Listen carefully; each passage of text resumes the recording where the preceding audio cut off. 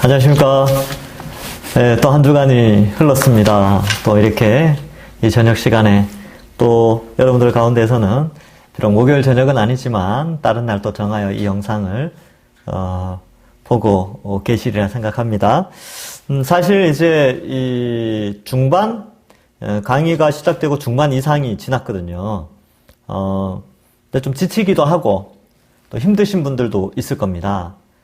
그래서 그래도 힘들지만 힘을 내시고 오늘도 원래 그래요. 처음에 시작할 때는 힘들다라고 시작하지만 또 막상 공부를 하면 또 은혜가 되고 하는 거니까 끝까지 영상을 잘 보시기 바랍니다. 우리 기도하고 시작하겠습니다. 하나님 감사합니다. 이렇게 좋은 날씨를 우리들에게 허락하여 주시고 또 이렇게 좋은 날 또 하루를 보내며 또 이 말씀을 가까이 하고자 주의 백성들 이 영상으로 또 모이게 하시니 감사합니다. 하나님 오늘 강의 내용을 통하여 우리가 은혜 받게 하시고 우리를 돌아보며 하나님의 영광 그 복음의 영광을 기뻐하는 귀한 은혜의 시간이 되게 하여 주옵소서. 감사드리옵고 예수님의 이름으로 기도하옵나이다. 아멘. 자, 여러분 이제 우리가 성경을 보는 눈을 조금 익숙하게 가져가는 때 어느 한 본문 구절이 있으면 그거를 이제 문단을 나눠서 보는 훈련을 좀 하고 있는 것이죠. 그래서 다시 한번 반복드리지만 이 통독으로 하루에 석 장, 5장씩 읽는 것도 참 중요합니다. 그것은 성경 전체의 어떤 숲을 좀 바라볼 수 있는 것이죠. 그러나 우리가 지금 하는 것은 그 숲 속에 들어가서 자세하게 나무가 어떠한 것인지, 어떠한 잎이 피는지, 어떤 꽃이 피는지를 자세히 보는 것이기 때문에 또 그 감흥도 아주 좋습니다. 그래서 통독은 통독대로 하실 분들은 하시되 또 성경 연구라는 것은 이렇게 하는 거구나라는 것을 통해서 하나하나 나무 하나하나를 바라보는 그런 좀 정밀하게 보는 그런 것이다라고 생각을 하시면 되고, 사실 이러한 방식이 우리 믿음의 선배들이 우리에게 좀 요구하는 좀 깊이 있게 성경을 알아가는 그런 방식에 가깝다라는 것을 좀 아시면 좋겠습니다. 그래서 통독도 하시고 이렇게 연구도 하시고 그렇게 하시면 됩니다. 우리 37페이지 할 차례죠. 37페이지 3번. 지난주에 문단 나누기 2장 11절부터 22절까지의 문단 나누고 중심 사상을 이야기를 했었죠. 그죠? 그래서 우리는 어떤 존재입니까? 우리는 다 별 볼 일 없었는데 하나님의 은혜로 하나가 되어서 이제 하나님의 시민, 권소, 성전이 되어져 간 것이죠. 자, 각 문단에서 알게 된 사실을 두세 가지로 정리해보세요. 이렇게 되는데, 세부 문단 나누기 이렇게 되어 있죠. 이거는 그 문단이 크게 어려운 건 아니에요. 자, 그래서 한번 해봅시다. 이 11절부터, 이거 다 했던 건데, 다 아는 거지만 다시 반복하는 거예요, 이 부분은. 11절부터 13절. 11절부터 13절에 알게 된 건 뭔가요? 예. 우리는 7가지 알게 됐죠? 우리는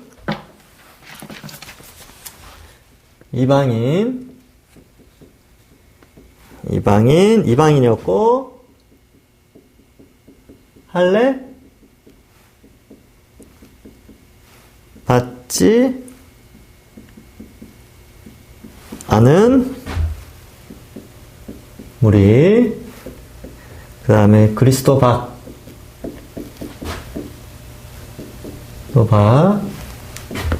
밖에 있었죠. 그 다음에 이스라엘 나라 밖, 그 다음에 약속의 언약들에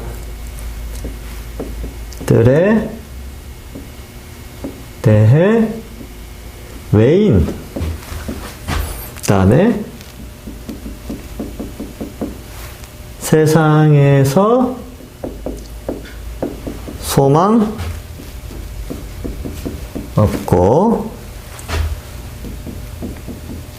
하나님도 없는 자였다. 아이고 기네요. 7가지죠? 하나, 둘, 셋, 넷, 다섯, 여섯, 일곱. 우리는 이런 존재였어요. 예. 그 다음에 이게 이제 첫 번째죠. 두 번째. 이제는 전에 멀리 있던 너희가 그리스도 예수 안에서 그리스도의 피로 가까워졌다. 이제는 그리스도 안에서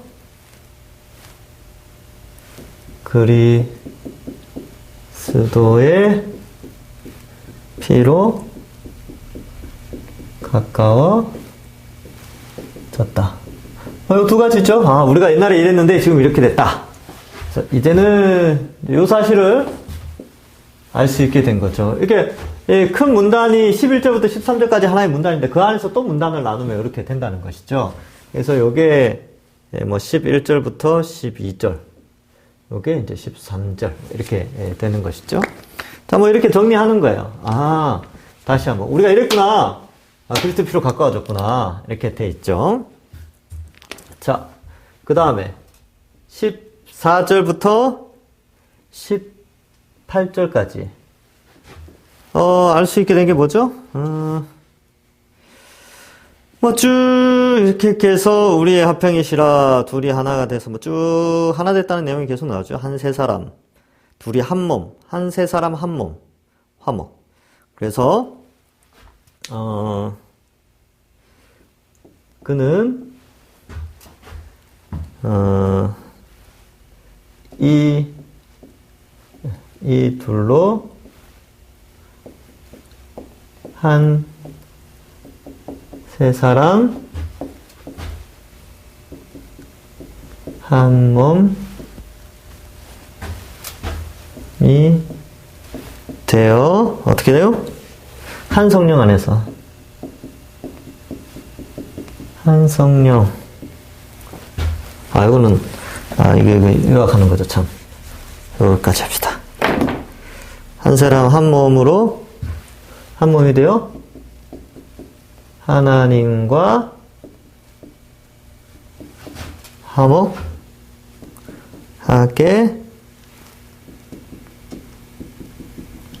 하셨다. 그 예수님은 이 둘로 한 세 사람 한 몸 되어 하나님과 화목하게 하셨다. 이게 이제 14절에서 16절 정도 볼 수 있겠네요. 그죠? 일단 두 번째. 또 오셔서 먼데 있는 너희에게 평안을 전하시고 가까운 데 있는 자들에게 평안을 전하셨다. 또 그는 예수님은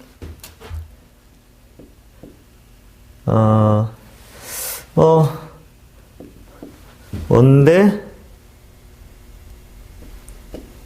있는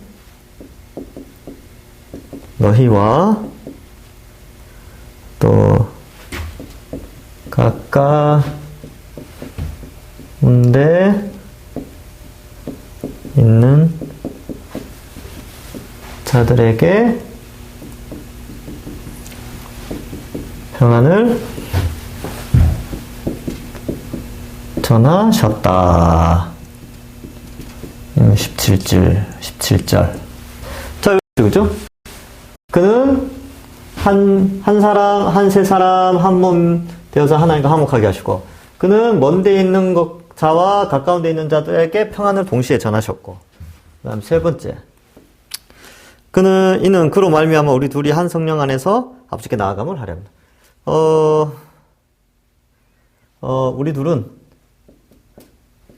우리 둘은 한 성령 안에서 아버지께 나아감을 얻었다. 18절이죠. 자, 뭐 이렇게 설명할 수 있죠. 사실 뭐 좀 복잡하긴 한데 그냥 이렇게 써보는 거예요. 이렇게 다시 한번 앞에서 문단 나누기 중심 사상한 거를 다시 한번 내가 정말 제대로 알고 있는가를 이제 정리해 보는 것이죠. 그럼 이렇게 자꾸 쓰다 보면 질문이 생겨요. 질문을 써놓는 거예요. 어떤 질문이 생겨요? 여기 보면 가까워졌느니라 이렇게 되어 있죠. 그 다음에 이 둘, 먼데 있는 너희, 가까운 데 있는 자들. 이거 다 뭔가? 지금 흐름상 어떤 겁니까? 하여튼 누군가 둘이 가까워졌대요. 근데 이 둘이 가까워졌는데 그게 먼데 있는 자와 가까운 데 있는 자래요. 그죠? 그리고 요곳에 먼데 있고 가까운 데 있는 자들의 차이점이 여기에 등장하는 거죠. 그죠? 그래서 여기 지금 흐름상 이방인과 유대인이죠. 그래서 이 둘, 이방인과 유대인, 그리고 먼데 있는 이방인과 가까운 데 있는 유대인들. 그러면 여기 보면 이방인이라고 되니까 반대말은 유대인, 할례 받은 자, 그리스도 안에 있었다고 생각하고 이스라엘 나라 백성이라고 생각했으며 약속의 언약의 후손들이라고 생각했죠. 세상에서 소망이 있었죠. 이제 하나님 나라가 이루어진다는 그런 소망이 있고 하나님도 있는 그런 유대인들이다 이렇게 생각했었죠. 근데 사실 뭐 유대인이나 이방인이나 다 거기서 거기였어요. 근데 예수 그리스도 안에서 어때요? 둘이 이방인과 유대인이 가까워졌다. 사실 가까워졌는데 어느 정도로 가까워졌냐면 하나의 세 사람, 한 몸이 돼버렸죠. 그리고 한 몸이니까 한 몸 안에는 한 성령이, 한 영이 있죠. 그래서 한 성령. 여러분 우리가 몸을 이뤘잖아요. 몸 안에 영이 몇 개예요? 영혼이 하나죠. 여러분 우리 한 사람 안에 영혼이 두 개 있는 사람 손 들어봐요. 아무도 없지. 그러니까 한 몸 안에는 한 영혼만 있듯이 우리가 교회가 한 몸을 이루어서 한 성령만 있는 거예요. 그러니까 이제 몸 비유죠. 그죠? 그래서 여기 한 성령이 여기 다 연결되는 거죠. 이렇게. 그죠? 예. 영혼이 한 사람 안에 하나만 있듯이 우리가 한 몸으로 이루어졌기 때문에 성령은 같은 성령밖에 있을 수 없다. 뭐 그런 원리로 이제 설명하고 있습니다. 자. 그 다음에 19절에서 22절. 자, 뭐, 지난주 다 한 거지만 또 한번 해봅시다. 예. 자, 그래서 우리는, 이게 너희는 이렇게 되는데, 너희는, 뭐, 그게 우리니까, 그죠? 뭐, 우리는, 너희는 다 상관없습니다. 우리는, 외인이나 나그네가 아니고, 시민이요 하나님의 권속이다. 이게 19절이죠. 그래서 우리는 외인이나 나그네가 아니고 시민 그리고 하나님의 권속이다. 이 어떤 시민이냐면 성도들과 동일한 시민이죠. 그래서 이 시민은 뭐 그런 거예요. 당시 2000년 전에 로마의 시민권이라는 게 있었죠. 그죠? 그래서 요 단어를 쓰면서, 우리는 로마의 시민은 아니지만 천국의 특권을 누리는 시민이구나. 그래서 시민이라는 용어 자체에는 특권과 의무가 들어가 있습니다. 근데 이제 여기서는 이제 특권과 의무 동시에 강조하죠. 우리는 하늘나라의 특권을 가지고 있고, 하나님 나라의 특권을 가지고 있고, 하나님 나라의 의무가 또 있는, 하나님 나라의 백성으로서 의무가 있죠. 사실 하여튼 뭐 그렇습니다. 예. 이 시민이라는 용어 자체가, 이 세상에 속한 시민, 그런 개념이 아니에요. 그 다음에 권속, 이것도 이제 용어 자체가 어려운데, 가족이죠, 가족. 그래서, 가족인데, 하나님의 가족이에요. 예, 그런 개념이 좀 있습니다. 자, 그 다음에, 두 번째. 20절부터 22절까지는 성전 개념을 가지고 옵니다. 성전 개념. 그래서 터라는 용어 나오고 모퉁이 돌, 그 다음에 뭐 연결한다 이런 개념들이 나오죠. 그래서 우리는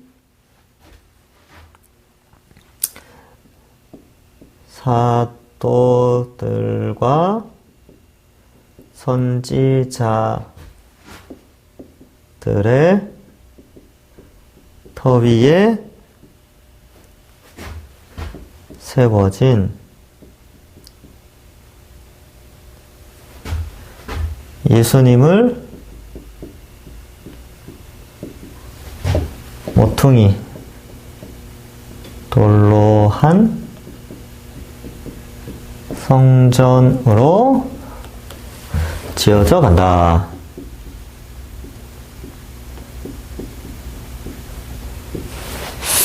제가 이제 늘 이렇게 쓰면서 느끼는 거지만, 아유, 글씨 좀 잘 썼으면 좋겠다, 이런 생각을 합니다.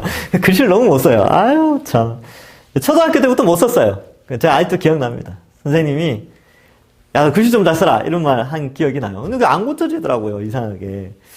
안 고쳐진다기보다는 제가 글씨를 잘 쓰려는 노력을 안 했나 봐요. 옛날에 막 붓글씨 이런 거 막 쓰고 했어야 되는데, 그냥 논다고, 옛날에는. 어릴 때야 뭐 그런 거 신경 씁니까?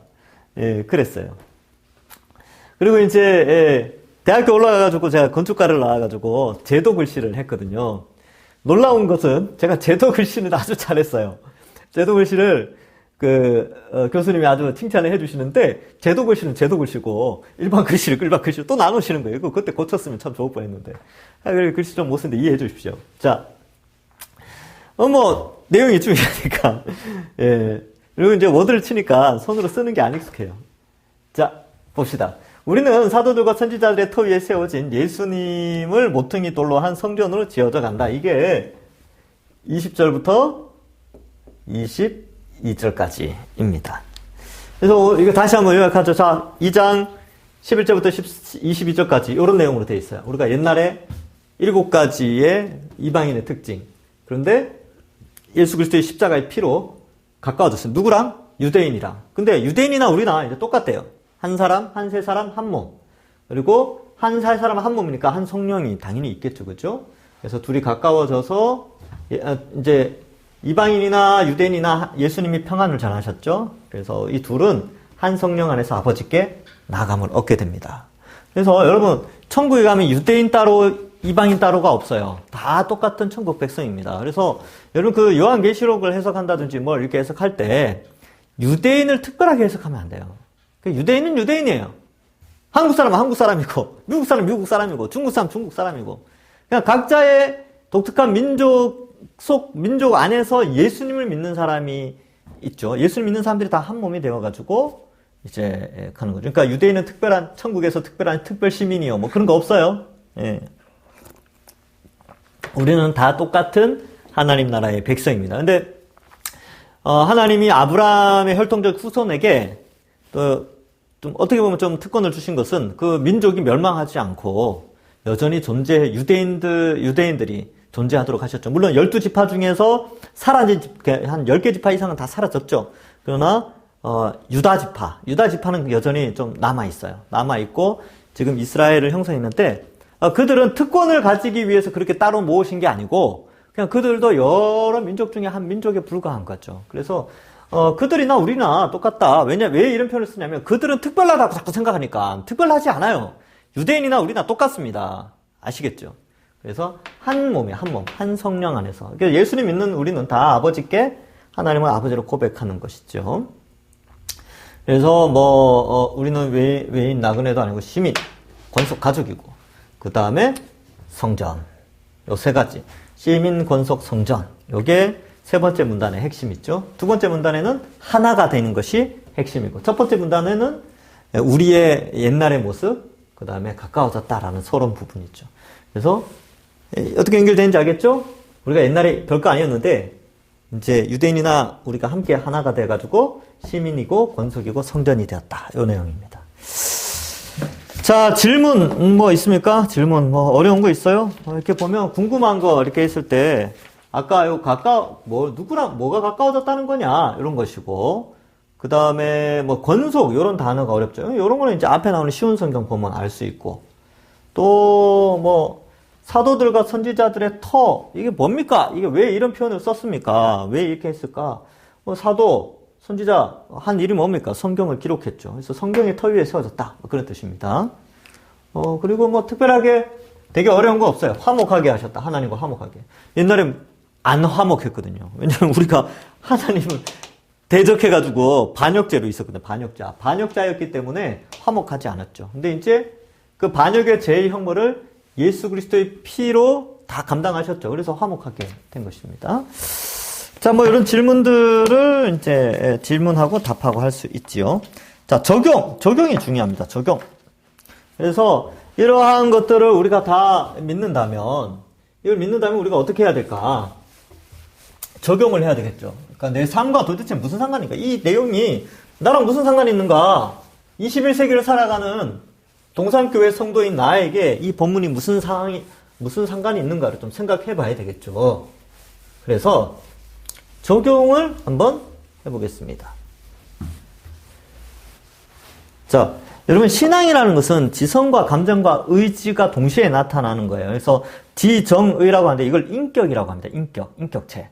그러면 믿음도 인격으로 나타나야 되는데, 믿음이 인격으로 처음에 시작되는 것은 지식이 먼저 들어가야 돼요. 그래서 믿음은 들음에서 나죠. 지식이 들어가고 마음속에 의지, 감정이 동의를 해요. 아, 맞다. 그 다음에 의지, 행동으로 나타나는 거죠. 근데 이 행동으로 나타나는 게 이 적용에 해당되는 부분입니다. 그래서 앞에 나오는 것들은 다 이게 지성과 감정에 관한 것이고, 이 적용은 의지에 관한 것이죠. 행함과 관련된 건데, 여러분 첫 번째 문단에서 11절부터 11에서 13절에서 우리가 적용할 수 있는 건 뭐가 있을까요? 우리가 옛날에 7가지 이런 거였고, 그 다음에 예수 그리스도의 피로 서로 가까워졌다. 이런 의미가 있겠죠. 그러면 첫 번째 적용은 뭐예요? 원래 저주 아래 있었다 이렇게 할까요? 저주. 7개의 저주 있죠, 그죠? 저주 아래 있다가 구원 받은 자들과 서로 가까워지게 된 것을 감사해야겠다. 그럼 생각해 보세요. 이 저주 아래 아까 7개의 저주를 설명했었죠. 아주 안 좋은 상태에서 건짐을 받았어요. 그리고 나만 건짐 받은 게 아니라 같이 건짐을 받은 자들끼리 가까워지면서 살게 됐다니까요. 그럼 어때야 될까요? 감사하죠. 너무나 감사하죠. 그러니까 그런 거 있잖아요. 정말 끔찍한 상황이었는데 건짐을 받는 것이죠. 그러니까 너무너무 감사한 거죠. 어떤 게 있을까요? 우리 인생에 있어서 그런 경험이 잘 없을 수 있으니까 어쨌든 다 저주 아래에 있었는데 나중에 구원받고 나서 보니까 우리가 서로 가까워지게 되었고 하여튼 구원받은 것을 감사하게 되는 것이죠.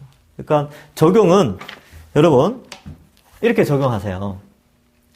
여러분 삶이 참 힘들고 어렵죠. 코로나 시대에 또 몸이 아프신 분들도 있어요. 그래서 몸이 아프고 또 본인이 아픈 건 괜찮은데 내가 아픔으로 말미암아 가족이 또 고통을 받아요. 그러니까 그게 또 마음이 아파. 또 가족들도 힘들고. 그렇죠? 이런 여러 가지 이 어려운 형편들, 아픈 상황. 그리고 돈이 없어. 그러니까 지금 인플레이션이 막 된다 그러죠. 그다음 또 집은 또 얼마나 얻기 힘듭니까? 또 자녀도 교육시키려니까 마음껏 교육시킬 수 없어서 마음도 아프시죠. 또 뭐가 있을까? 옷도 사고 싶고 뭐도 사고 싶고 한데 그게 또 다 욕구가 채워지지 않지 않습니까? 그죠? 그러니까 이런 게 제한된 그러한 가운데서 낙심할 수 있고 불평할 수 있는데 이 첫 번째 구절 11절부터 13절을 딱 읽으면 감사하다. 제가 저 안 좋은 상태에서 구원받았구나 라는 것에 있어서 감사를 해야 됩니다. 그래서 첫 번째 적용, 내 입술에 감사가 넘치게 하자. 이번 한 주간은 감사가 넘치자. 안 좋은 상황에 불평하지 말고 감사하자. 그래서 적용을 요걸 딱 적은 다음에 낙심, 금지, 불평, 금지, 감사, 찬양. 여기 이제 저는 이렇게 적용했어요. 낙심하지 말자. 불평하지 말자. 오히려 감사하고 찬양하자. 이거죠, 이거. 그러니까 여러분, 이제 이 본문을 살피면서 현재 이런 상황일 수 있는 상황이 많죠. 그죠? 그런 환경 가운데서도 나 같은 죄인 구원해 주시고 우리가 교회 공동체로 서로 가까워진 것. 내가 세상의 사람들은 참 그 이해 타산과 이런 여러 가지로 뭉쳐있지만 우리 교회 공동체만큼은 구원 공동체로 하나님이 불러주셨고 세워주셨으니까 감사하자. 이 정도 할 수 있고. 그렇기 때문에 이제 14절에서 어때요? 18절까지. 18절까지에서 중요한 것은 뭐였어요? 한 세 사람, 한 몸, 한 성령이었죠. 그래서 여기에서는 두 번째 적용, 교회. 교회는 한 세 사람, 그 다음에 한 몸, 한 성령으로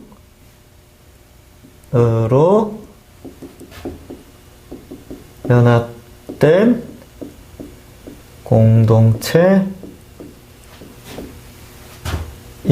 이걸 깨달았죠, 그죠? 이기에 어떻게 해야 돼요? 서로 사랑하고, 사랑은 이해하고 관심을 가지고 살아야겠다. 이렇게 쓰는 거예요. 그러면 이제 구체적인 적용을 한번 해볼까요?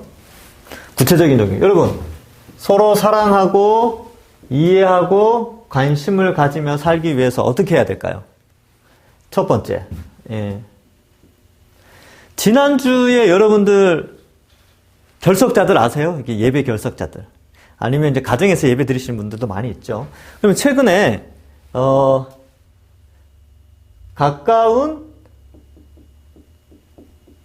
지인들과 연락하기. 여러분, 이 강의가 끝나면 우리 교회 공동체 안에 여러분들 연락하셔야 돼요. 한 사람 이상. 자, 한 사람 이상 연락하셔야 돼요. 최근에 만나지 못한 분들. 왜? 우리는 연합된 공동체잖아요. 한 세 사람, 한 몸, 한 성령으로 되는데 하나인데 서로 연락도 안 하고 지내면 안 되겠죠. 그죠? 그래서 여러분들 가운데 여러분들 예를 들면 이제 뭐 구역장들도 계시죠. 그죠? 근데 구역장한테 맡기지 말고 내가 속한 구역의 구역원들한테 구역원들 연락하기. 연락. 그죠? 최근에 안 보이신 분들도 있죠. 그죠? 그러니까 한 사람 이상 구역원들한테 연락하기. 한번 해보세요. 그 다음에 뭐 장기 결석자에게 연락하기. 그 다음에 이제 여기 청년들 같은 경우는 청년부 안에서, 혹시 중고등부 아이들 듣습니까? 중고등부 안에서 뭐 이렇게 기관 안에 교육기관이죠. 그죠? 교육기관 안에서. 그 다음에 전도회 안에서. 이거 연락하기 해야죠. 연락하기. 이게 사랑하고 이해하고 관심을 가지는 것이죠. 그래서 꼭 연락 한번 해보세요. 이게 한 사람 한 몸 한 성령으로 연합된 공동체임을 깨달은 자가 하는 행동이에요. 이거 교육자들도 해요. 교육자들이 이제 전도사님이 또 전화를 하고, 저도 가끔 가다가 이거 강의 준비하다가 또 생각나는 분 있으면 또 전화도 하고 하는데 한번 해보세요. 그래서 이렇게 해야 되죠. 자, 이제 두 번째 적용, 연락하기. 이게 한 공동체니까 연락하기예요. 아끼고. 지금 만나서 뭐 밥 먹고 이런 걸 잘 못 하잖아요. 5인 이상 집합 금지니까. 그러니까 지금 코로나 시대에 우리가 할 수 있는 한 몸 된 공동체로서의 삶은 연락하는 게 참 중요한 것 같아요. 연락하고 어떻게 지내냐 그러고 막 그런 거죠. 그래서 밥 같이 먹자 이거는 이제 안 되는 거예요. 이거는 코로나 끝나야 됩니다. 자, 그 다음에 세 번째, 19에서 22죠. 여기서 어떤 걸 또 적용해 볼 수 있을까요? 우리가 교회는 우리는 시민이요, 권속이요, 성전임을 알았죠. 성전이기에 어때요? 성전임을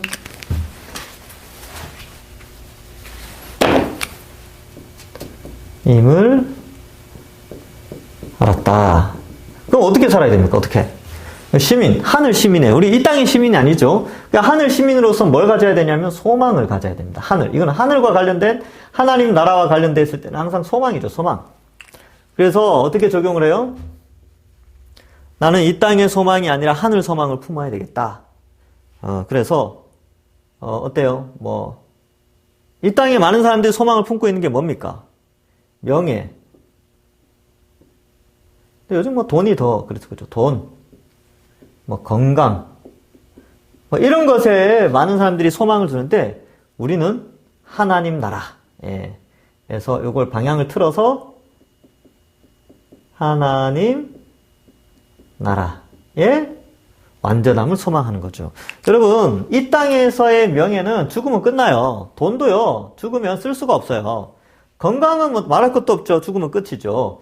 근데 하나님 나라에서의 명예는 영원합니다. 예, 칭찬과 명성과 존귀를 얻게 하시는데 영원히 얻게 하시죠. 돈은요, 돈 필요 없어요. 하나님이 다 채워주신다니까요. 그때는 남과 비교하고 이런 것도 없어요. 상대적 빈곤감 이런 거 없어요. 모두 절대적 모두 부요함 그런 거죠. 오병이어 사건 통해서 잘 보여드렸잖아요. 모든 사람이 위장 크기가 다 다르지만, 그죠? 우리 위장이 다 다르잖아요. 근데 모든 사람이 다 배부를 수 있도록 풍성히 채워주시는 하나님 나라. 이 오병이어를 통한 하나님 나라의 속성을 잠깐 맛볼 수 있었죠. 그러니까 돈도 필요 없어요. 그때는 뭐 돈 하나님 다 채워주시죠. 그리고 하나님도 예수님도 이 땅에 오셔서 야 너희 보물을 이 땅에 채워놓지 말고 하늘에 채워라. 하늘에 영원한 부요함이 있다는 것을 알려주시는 거예요. 건강은 뭐 완벽해지죠. 죽지 않고 쇠하지 않고 아픔도 슬픔도 질병도 없고 죽음도 없는 몸으로 부활하기 때문에 그렇습니다. 그래서 이 소망을 가져야 되죠. 그러니까 여러분들 가운데 지금 돈 없는 사람, 집 없는 분들 있죠. 집. 요즘 부동산, 집 없고 돈 없으신 분. 뭐 주식이나 비트코인 이런 거 안 하신 분들, 못 하시는 분들 있죠. 돈도 없어요. 저축을 해도 요즘 어떻습니까? 이자가 얼마 안 됐죠. 그러니까 뭐 상대적 빈곤감도 느끼게 되고, 뭐 또 자녀들 교육시키는데 돈이 많이 드니까, 뭐 그런 것도 있고 막 힘들어요. 또 건강 또 어떻습니까? 아파요. 막 튼튼하면 좋을 텐데. 난 돈도 필요 없고 명예도 필요 없어요. 나 건강만 있었으면 좋겠어요. 이런 분들도 많이 있잖아요. 근데도 어때요? 이게 뜻대로 안 되죠. 건강만큼은 자신 뜻대로 되는 게 없습니다. 그죠? 그래서 사실 이 모든 게 자신의 뜻대로 잘 되지 않는데, 이거를 이 땅에서 소망 가지지 말고 하나님 나라에 포커스를 좀 맞추는 것이죠. 그래서 이게 이제 시민의 모습. 이제 요걸 적용하시는 거예요. 네. 없어도 감사. 잘 안 돼도 감사. 그렇게 하는 거죠. 권소, 가족인데, 나는 정말, 내가 정말 교회 공동체를 가족으로 여기는가. 이 가족이라는 것은 결국 여기와 같이 같죠. 이거 연락하기. 뭐, 서로 사랑하고, 이해하고 관심 가지는 한 몸. 뭐, 요 개념이죠. 그러니까 요 개념과 요 개념이 거의 같이 가는 것이죠. 그 다음에 성전. 그리스도를 모퉁이로 해서 연합되어져 있는가. 연합. 여러분, 그래서, 코로나 시대에 우리가 좀 오해할 수 있는 게 있는데, 코로나 시대는 좀 특별한 거예요. 교회가 현격히 약해지는 상황인 것은 확실합니다. 왜냐하면 교회 공동체라는 것은 이런 특징이 있거든요. 한 몸, 한 성령 안에서 뭐 이제 이렇게 가족 개념 이런 게 있어서 이게 뭉쳐야 돼요. 근데 이 전염병의 확산을 막기 위해서 뭉치지 않기 때문에 교회가 교회의 특유의 그 유기적인 활동성이 약화되는 시대는 확실합니다. 그러나 이게 영원히 지속되지는 않거든요. 그러니까 오래 가지는 않는단 말이에요. 그렇기 때문에 여러분 정말 성경적인 교회는 자주 모이는 교회예요. 그러나 전염병 예방을 위해서 지금 한시적으로 안 모인다는 사실을 우리가 인식할 필요가 있죠.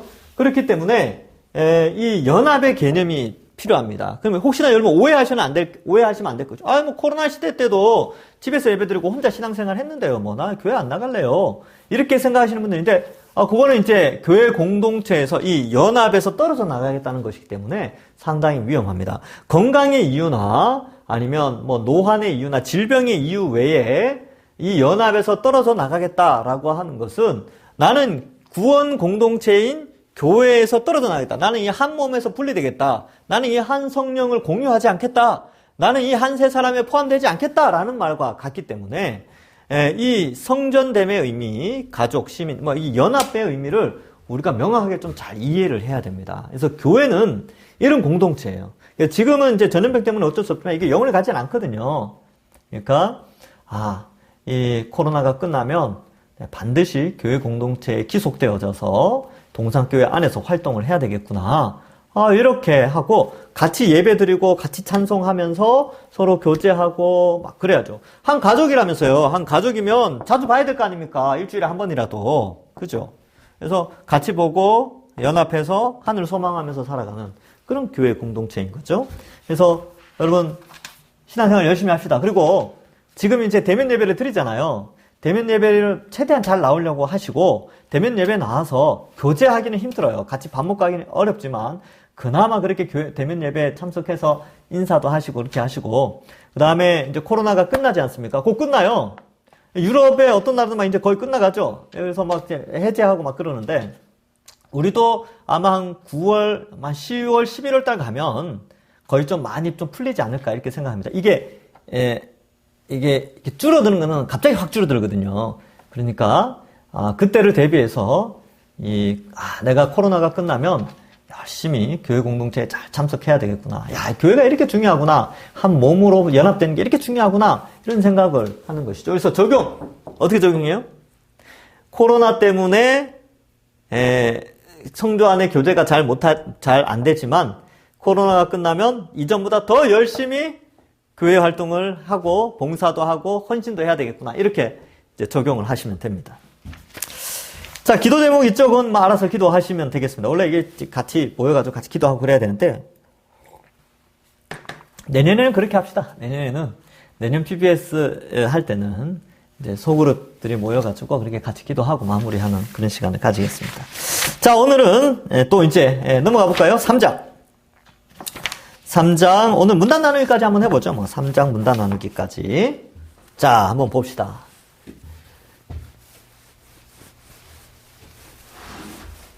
저는 이 에베소서를 여러 번 했는데 할 때마다 은혜가 되고 재밌어요. 재밌고 역시 말씀은 늘 재밌는 것 같습니다. 밥도 똑같죠, 여러분. 밥 어때요? 밥 매일 평생 먹어왔는데 조금만 배고픈 상태에서 밥하고 김치만 먹어도 어때요? 꿀맛이죠? 그죠? 똑같습니다. 이게 하나님 말씀도 이게 평생 들어오고 그 말씀인 것 같고 에베소서 이거 몇 번을 한 것 같은데도 할 때마다 맛있어요. 할 때마다 은혜가 되고. 그래요. 저는 이제 굉장히 좋아합니다. 이 에베소서나 하여튼 성경을 이렇게 연구하고 같이 공부하는 걸 너무 재밌어라 해요. 예, 너무 재밌습니다. 그러니까 맛있는 밥을 먹을 때 행복. 그 맛집 찾아가면 행복하죠. 줄 서서 밥 먹잖아요. 줄 서서 식당 가서 밥 먹고 그러는데, 네, 그 마음을 좀 알아요. 왜냐하면 이 성경 말씀도 맛있게 먹으면요. 이게 먹을 때마다 맛있거든요. 예, 또 찾게 되고 그렇습니다. 그런 분들이 있을겠죠. 목사님만 그렇지 우리는 달라요. 이렇게 생각할 수 있는데, 여러분들이 스스로 맛집으로 변화될 수 있어요. 그러니까 이 성경 말씀을 스스로 연구하면서 성경의 맛이 이렇게 맛있구나. 말씀이 이렇게 꿀송이보다 달구나라는 걸 이제 저랑 한 1년, 2년, 3년, 4년 앞으로 계속 이걸 하면 그렇게 되겠죠. 그죠? 자, 그다음 3장. 3장은 3개로 나눠져 있죠. 1절부터 4절, 그 다음에 5절부터 7절, 8절부터 13절. 요거는 이제, 일단 1절부터 4절을 한번 해봅시다. 1절부터 4절. 읽어볼까요? 자, 1절부터 13절까지인데, 일단 1절부터 4절만 한번 해봅시다. 1절부터 4절. 이러므로 그리스도 예수의 일로 너희 이방인을 위하여 갇힌 자 된 나 바울의 말하거니와 너희를 위하여 내게 주신 하나님의 그 은혜의 경륜을 너희가 들었을 터이라. 곧 계시로 내게 비밀을 알게 하신 것은 내가 먼저 간단히 기록함과 같으니 그것을 읽으면 내가 그리스도의 비밀을 깨달은 것을 너희가 알 수 있으리라. 자, 여기서부터 이제 또 어려워지죠. 이 문장이 좋은 말인 것 같은데 되게 또 어렵게 써져 있어요. 그러면 여러분 문단 나누기의 제목을 만들려면 제가 방법을 하나 알려드릴게요. 방금 읽은 성경 본문에서 요 구절은 요 단어는 꼭 들어갔으면 좋겠다 하는 단어들을 줄을 치는 거예요. 줄을. 요건 꼭 필요한 단어겠다 싶은 걸 줄을 치는 거죠. 그래서 갇힌 자 된 나 바울 요걸 줄 치시고요. 그다음에 2절에 보면 하나님의 그 은혜의 경륜 요런 단어들은 좀 의미가 있죠. 그죠? 줄 치고 그 다음에 꼭 계시로 내게 비밀을 알게 기록한 것 같으니 이것을 읽으면 내가 그리스도의 비밀을 깨달은 것을 너희가 알 수 있다. 요거 둘째, 그리스도의 비밀을 깨달은 것을 너희가 알 수 있다. 저는 갇힌 자 된 바울, 하나님의 그 경륜, 비밀을 깨달은 것을 너희가 알 수 있다. 이렇게 요거를 이제 좀 가지고 제목을 좀 붙여봤어요. 그래서 여러분 제목을 쓸 때 다 쓰면 좋겠죠. 다 쓰면 좋은데 너무 길어지니까 그냥 간단하게 쓰려면 이건 정답은 없어요. 그러니까 여러분들이 하는 거고 제가 검사도 못하죠. 나중에 내년 대사 모여서 할 때도 제가 검사 안 해요. 예, 네, 하여튼 그렇습니다. 원래 숙제 검사나 뭐 검사 안 하는 선생님이 좋은 선생님이죠, 그죠? 자, 예, 제목을 이렇게 붙여볼까요? 갇힌 자 된 바울은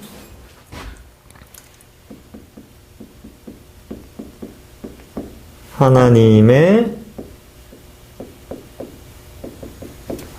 은혜의 경륜을 기록하였고, 여기 먼저 기록했다는 표현이 있죠, 그죠? 기록하였고, 그것을 읽으면 그리스도의 비밀을 알 수 있다고 말한다. 뭐 이렇게 써봤어요. 네, 여러분들이 제목을 붙이는 거랑 제가 붙이는 거랑 좀 다를 수 있어요. 근데 누가 정답입니까? 라고 말할 때 둘 다 정답이에요. 예, 괜찮습니다. 뭐 간단하게 쓰려면 바울은 경륜을 기록하였고 그것을 읽으면 비밀을 알 수 있다고 말한다. 뭐 이렇게 써도 되죠. 더 간단하게. 근데 일단 이렇게 한번 해봤습니다. 자, 그 다음. 아까 제가 이제 줄치라는 부분이 다 나왔죠? 갇힌 자 된 바울, 그 다음에 하나님의 은혜의 경륜, 그 다음에 그리스도의 비밀을 알 수 있다. 뭐 이런 내용들이죠. 그죠? 요거 줄친 거를 이렇게 문장으로 만들어 봤어요. 자, 그 다음. 자, 그러면 5절부터 7절, 5, 6, 7절, 3개의 절밖에 안 되니까 요거를 여러분들이 지금 제목을 한번 붙여보는 거예요. 자, 일단 같이 읽고, 요 부분은, 요거는 문장에 들어갔으면 좋겠다라는 그런 단어들은 줄을 한번 쳐보세요. 제가 읽어볼게요. 이제 그의 거룩한 사도들과 선지자들에게 성령으로 나타내신 것 같이 다른 세대에는 사람의 아들들에게 알리지 아니하셨으니 이는 이방인들이 복음으로 말미암아 그리스도 예수 안에서 항상 함께 상속자가 되고 함께 지체가 되고 함께 약속에 참여하는 자가 됨이라. 이 복음을 위하여 그의 능력이 역사하는 대로 내게 주신 하나님의 은혜의 선물을 따라 내가 일꾼이 되었노라. 자, 여러분들이 방금 5절부터 7절 제가 읽었는데 여기에서 요 단어는 좀 들어갔으면 좋겠다라는 거를 한번 줄을 한번 쳐보세요. 줄을 몇 가지만, 한 서너 가지만, 4-5가지만 이렇게 줄을 치고 그걸 문장으로 한번 만들어 보시기 바랍니다. 제가 잠깐 시간을 드릴게요. 시작!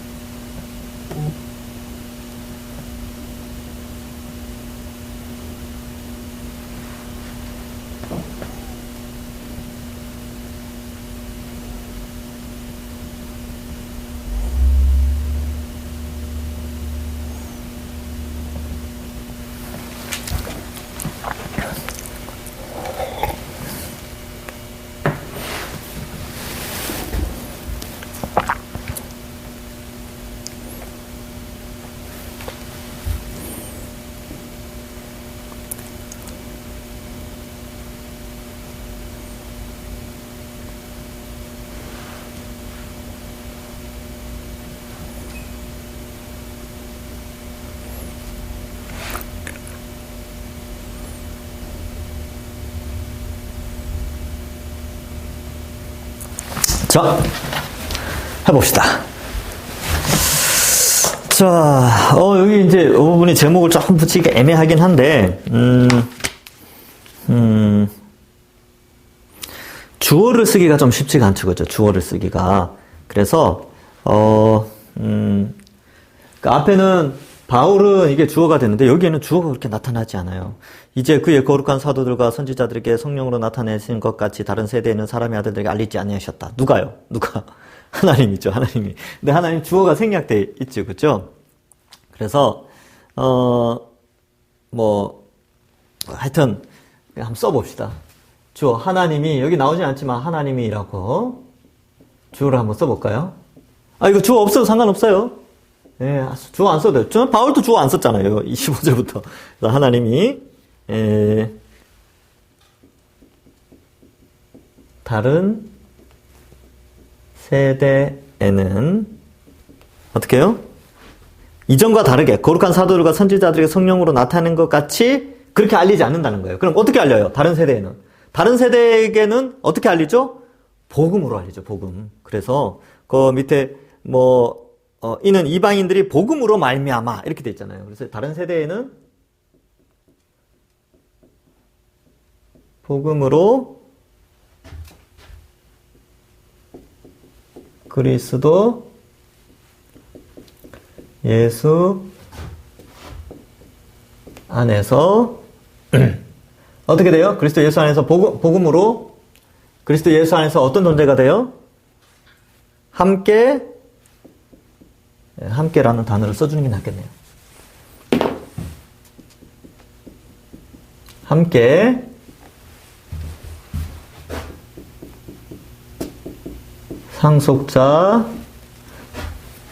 상속자요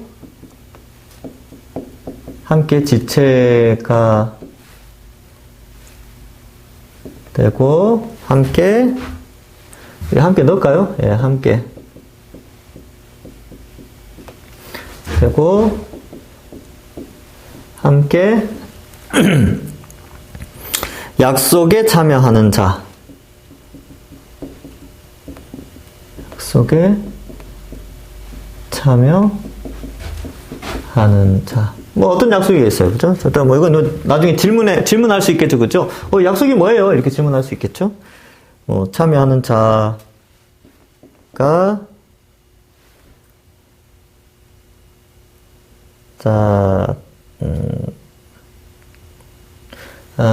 자가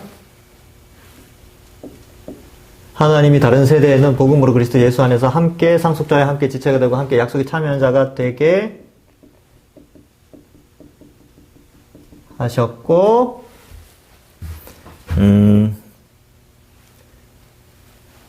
이 복음을 위해 바울을 일꾼 되게 하셨다. 좀 기네요. 예. 자, 다른 세대에는 복음으로 하나님이 다른 세대. 그러니까 이전에는 환상이나 계시나 이런 특별한 걸 통하여서 직접 음성을 들려주시고 이렇게 했는데, 이제 다른 세대에는 그런 게 없어요. 왜냐하면 복음, 예수 그리스도의 십자가 복음 속에 모든 하나님의 계시가 다 녹아내렸기 때문에 이제는 그 복음으로 그리스도 예수 안에서 함께 상속자, 지체, 약속에 참여하는 자가 되게 하셨죠. 그러니까 복음이 그러니까 하나님의 계시가 완성이 됐어요. 그러니까 이 성경으로 말미암아 하나님의 모든 계시가 완성되었으니까 더 이상의 다른 계시는 없습니다. 복음이 완벽하니까. 그러니까 복음이 부족했다면 예수 그리스도의 십자가 그 형벌 대속의 그 십자가가 부족했다면 다른 걸 더 주셨겠죠. 그러나 예수 그리스도의 십자가가 구약의 모든 것들을 충분히 구약에 나타난 모든 계시의 완전하고 충분한 성취로 나타났기 때문에 더 이상의 계시가 필요 없는 거예요. 그래서 하나님은 이제 꿈이나 환상이나 어떤 이런 걸로 기도를 통해 음성을 들려주신다든지 이런 것으로 하나님의 뜻을 알려주는 것이 아니고, 이제 하나님은 복음, 성경 66권을 통해서 모든 하나님 뜻을 알려주세요. 그래서 계시가 완성됐다 그러죠. 그러니까 이런 것들 때문에, 이런 성경의 표현들 때문에 여러분 누가 계시를 받았다더라, 누가 꿈에서 뭘 봤다더라, 환상을 봤다더라, 뭘 체험했다더라, 이런 것들이 위험하다니까요. 그런 걸 따르면 안 돼요. 그러니까 대부분의 이단들, 특히 이단의 교주들이 뭘 환상을 봤다, 계시를 봤다, 뭐 음성을 들었다, 근데 그 다 가짜예요, 다. 이 봐봐요. 복음으로 완성됐다. 성경 66권으로 다 알게 됐죠. 그래서 특별하게 이러한 그 원리들, 이러한 해석의 원리를 통하여서 알게 된 성경의 이치에서 벗어나는 것은 이단 사상이다. 이렇게 아시면 되고, 대부분의 이단들도 막 그래요. 자기들이 성경, 이 복음을 제대로 해석을 했다라고 하는데, 대부분 그들의 해석을 보면 제대로 해석한 게 아니고, 이런 우리가 공부하듯이 이렇게 연구하는 것이 아니고요. 꿈에서 이렇게 가르쳐 주셨다. 뭐 어떤 천사가 나타나서, 뭐가 나타나서 성경 이 구절은 이렇게 해석하라고 가르쳐 줬다. 뭐 이런 식으로 자꾸 한다는 거죠. 그런 게 다 이단이에요, 이단. 우리는 복음으로, 이렇게 해서 계시가 완성됐다니까요. 그래서 이런 문법적인 절차를 통해서 또 기독교 2000년 역사에 믿음의 선배들이 남겨놓은 정당한 해석을 통하여서 이 복음의 비밀, 그리스도의 비밀을 알 수 있게 됩니다. 비밀은 모르는 게 아니고, 비밀이라는 게 뭐예요? 비밀에 속한 자들끼리는 비밀이 아니죠. 비밀에 속하지 않은 자들에게는 비밀이에요. 그러니까 신자들, 우리 믿는 자들에게는 비밀은 더 이상 비밀이 안 돼요. 네, 믿지 않는 자들에게는 비밀이죠. 그 우리끼리만 아니까. 이 비밀이 뭐예요? 예수 그리스도의 형벌 대속 십자가, 그걸 의미하죠. 그것으로 말미암아 우리의 죄 용서함, 하나님 나라의 완성, 하나님 백성이 어떻게 되어지는가, 이런 것들을 그리스도를 통해서 다 나타내기 때문에 그렇죠. 근데 이러한 일들을 하는 데 있어서 우리 모든 민족이 그 상속자가 되고 지체가 되고 약속에 참여하는 자가 되든 이 복음을 위해서 바울이 일꾼이 되었다, 이렇게 되어져 있지요. 자, 그 다음 8절부터 13절. 자, 여기에서는 이건 조금 어려워요. 이렇게 좀 길게, 왜냐면 기니까 이걸 요약하는 게 쉽지가 않겠죠. 그죠? 한번 볼까요? 8절부터 13절. 자, 8절부터 13절 읽기 전에 여기서 다시 한번 점검. 요거 앞에 그 내용을 알고 넘어가면 더 좋겠죠? 1절부터 4절에 뭐예요? 갇힌 자 된 바울. 지금 감옥에 있으니까, 에베소서는 옥중서시니까 감옥에서 바울은 하나님의 은혜의 경륜을 기록해서 그것을 읽으면, 여기 앞에 은혜의 경륜을 기록한 거는 1장부터 3장 앞부분 내용이 되겠죠. 그죠? 경륜을 간단하게 기록했는데, 이걸 읽으면 그리스도의 비밀을 알 수 있다라고 말해요.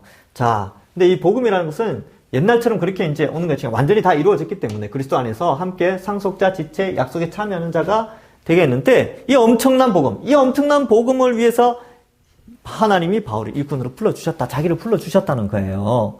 그래서 자기의 정체성을 좀 이야기하다. 편지니까, 편지에 에베소 사람들이 이 편지를 읽을 때 바울을 어떻게 이해할 거냐? 바울은, 그죠? 갇혀있지만, 어때요? 하나님의 경륜을 나타내는 자였고, 그 경륜은 그리스도의 비밀을 나타냈고, 그걸 통해 이 복음을 말미암아 너희가 다 에베소 교회는 이방인이지만 상속자고 지체고 약속에 참여한 자가 됐고, 내가 지금 열심히 일하고 있다. 일꾼이다. 하나님의 일꾼으로 어떻게 돼 있어요? 갇혀있죠. 예. 이런 거를 이제 좀 설명하고 있습니다. 자, 8절. 모든 성도 중에 지극히 작은 자보다 더 작은 나에게 이 은혜를 주신 것은, 이 은혜가 이제 뭔지 아시겠죠? 이 은혜.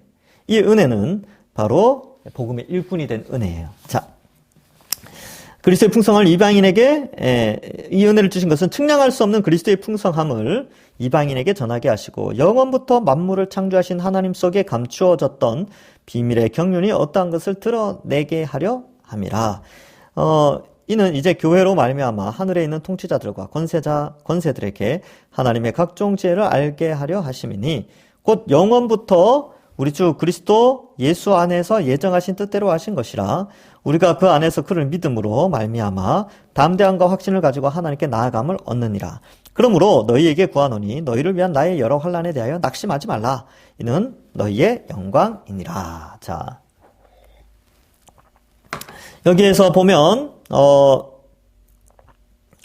이제 바울이 어떤 일을 하는가, 이 8절부터 13절에 바울은 어떤 일을 하는가에 좀 집중을 하고, 또 이런 바울의 모습을 보고 교회, 에베소 교회는 어떠해야 되는가. 그러니까 바울의 일, 그리고 에베소 교회 교인들의 일, 요 두 가지로 요 본문이 쓰여져 있어요.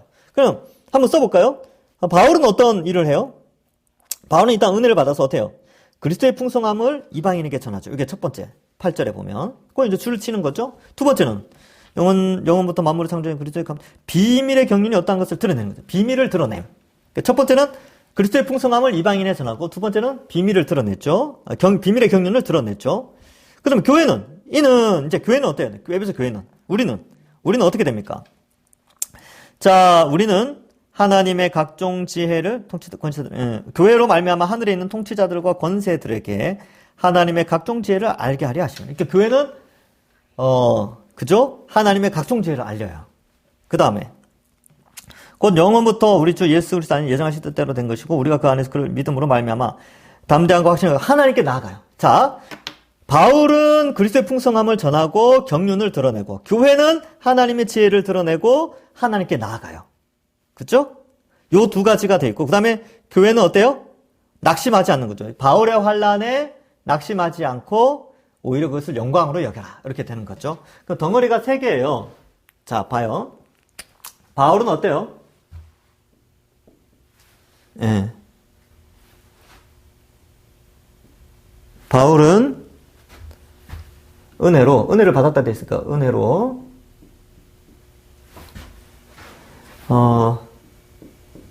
그리스도의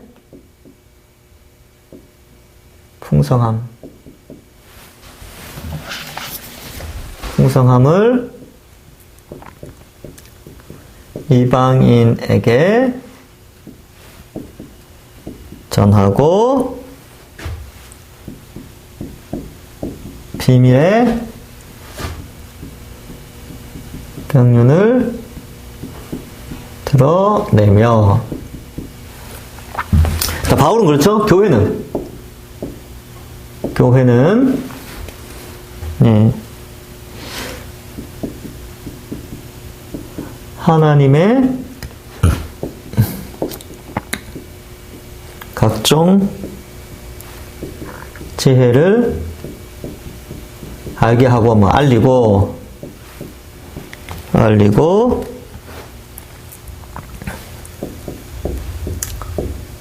담대함과 확신으로. 이거는 안 써도 돼요, 사실. 하나님께 나아가기에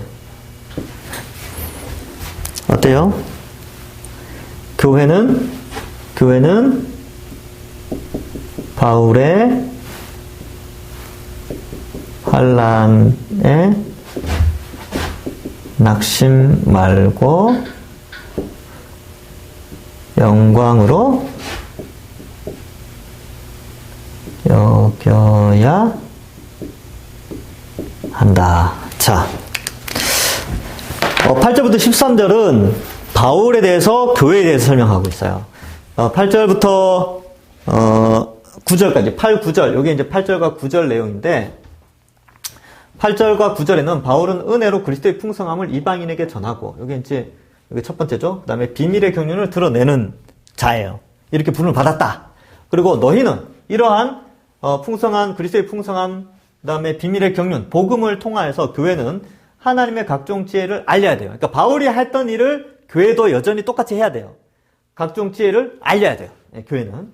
그리고 하나님께 나아가죠. 하나님께 담대하게 나아가죠. 옛날에는 못 나아갔죠. 옛날에는 죄인이었으니까. 근데 죄 용서함을 받고 이제 의인으로서 하나님께 담대함과 확신을 가지고 하나님 용서해 주셨다. 나는 이제 하나님의 자녀다라는 확신을 가지고 하나님께 나아가는 거죠. 이게 나아간다라는 게 이제 교제를 하는 거예요. 하나님과 교제하고 예배하고 찬송하고 뭐 이렇게 하는 거예요. 그리고 전도하고 뭐 이런 거죠. 하나님께 나아가는. 그러니까 첫 번째, 두 번째. 바울의 첫 번째, 바울의 두 번째, 교회의 첫 번째, 교회의 두 번째 이 일이죠. 근데 이런 상황 속에서 지금 바울이 갇혀 있잖아요. 그걸 보고 낙심하지 말라는 거예요. 그러니까 왜 낙심해요? 왜? 야, 예수님 잘 믿으면 이렇게 갇히는가? 그 다음에 복음 잘 전한 사람이 왜 이렇게 갇히는가? 낙심할 수 있죠. 우리가 이렇게 하나님의 각종 지혜를 알리고 하나님께 나아가는 삶이 우리에게도 환난이 올 수 있다는 거 아닌가? 하면서 낙심할 수 있는데 그렇게 하지 말라는 거예요. 그렇게 하지 말라. 그것이 바로 영광이다. 근데 사실 이 영광이라는 것이 바울에게 영광이고요. 바울이 환난을 당하는 것은 영광이다. 그리고 교회가 같은 환난 속에서 영광이다. 그리고 왜 영광이 돼요? 바울의 환난을 통해서 교회가 이러한 존재가 되었으니까 바울 개인에게 영광이죠. 교회가 역시 바울처럼 이러한 고난의 길을 걷는 것이 어때요? 하나님께 나아가는 게 교회 자체로 또 영광이죠. 그런 의미에서 이 영광이. 제가 이제 작년에 이 부분 설교할 때 아마 제목이 교회의 영광인가 뭐 그랬을 거예요. 교회는 어떤 것으로 영광이 되어지는가? 교회는 복음을 알리고 하나님께 나아가는 게 영광이에요. 그리고 환난도 영광입니다. 그것 때문에 복음 전하는 게 이제 영광이죠. 여러분 이제 코로나 끝나고 제가 이제 여러분들 막 이야기할 거예요. 여러분 전도해야 됩니다. 지금도 이제 막 계속 그러죠. 그리스도인답게 살아야 됩니다. 이게 다 어떻게 보면 환난의 길인데 이게 어떻게 돼요? 이 환난의 길이 우리에게 영광이라니까요. 왜요? 우리가 당하는 이 환난, 바울의 환난과 우리가 복음 전하면서 성도답게 살아가는 이 환난으로 말미암아 하나님의 지혜가 알려지게 되고요. 또 우리는 더 하나님께 가까이 가는 그런 것이기 때문에 우리 교회에게는 영광이죠. 그래서 환난이 영광이니까 낙심하지 말라는 거죠. 전도하다가 잘 안 된다고, 신앙생활이 힘들고 지치고 수고하고 남들이 알아주지 않는다고 낙심하지 말고 그런 수고와 헌신과 복음을 위한 어려움이 우리에게 영광이 된다는 사실을 알려주고 있습니다. 자, 오늘은 여기까지 하겠습니다. 다음 주에 이제 중심 사상하고 할 텐데 미리 예습해 오시는 것도 참 중요하겠습니다. 자, 요 강의를 들으신 분들은 우리 이은희 전도사님한테 오늘은 출석 체크 한번 합시다. 저 강의 들었어요. 영상 잘 봤습니다. 이렇게 이은희 전도사님한테 개인적으로 문자나 카톡을 남기시면 되고, 단체 카톡방에는 올리지 마세요. 올리지 마시고 연세 드신 분들은 이은희 전도사님한테 개인적으로 보내는 방법을 잘 모르겠습니다. 그런 분들만 단체 카톡에 영상 잘 봤습니다 이렇게 써놓으시면 다른 분들이 좀 이해를 하겠죠. 그죠? 오늘은 출석 체크 한번 합시다. 자, 그러면 제가 기도하고 마치겠습니다.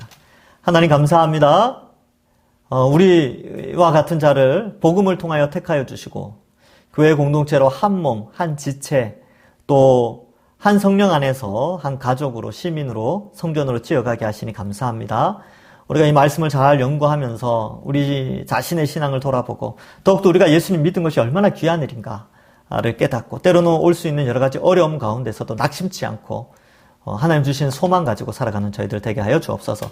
이번 한 주간도 지켜주시고 올바른 길로 이끌어 주실 줄 믿사옵고 감사드리옵고 예수님의 이름으로 기도하옵나이다. 아멘. 다음 주에 뵙겠습니다. 감사합니다.